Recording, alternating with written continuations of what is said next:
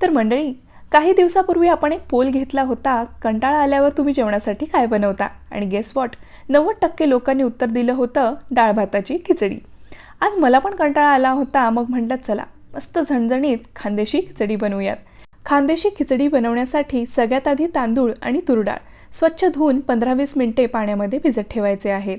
मुख्यतः यामध्ये तूर डाळीचा उपयोग केला जातो. तुम्हाला जर आवडत नसेल तर तुम्ही मूग डाळसुद्धा वापरू शकता.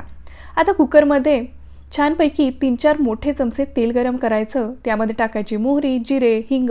छान तडतडून फोडणी बसली की यामध्ये घालायचं जाडसर वाटलेलं आलं आणि लसूण. आलं लसूण छान सोनेरी झालं की घालायचा कढीपत्ता आणि पातळ चिरलेला भरपूर कांदा. कांदा छान गुलाबी रंगावर भाजला गेला की मग घालायचे शेंगदाणे.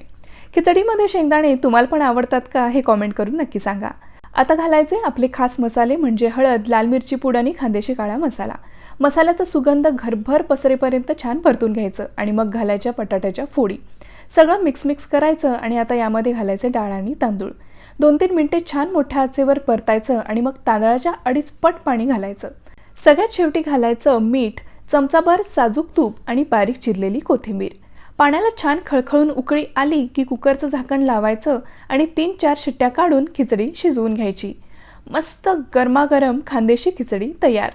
चला तर मंडळी, बाहेर मुसळधार पाऊस पडतोय आणि आता मी मस्त गरमागरम खिचडी एन्जॉय करणार आहे.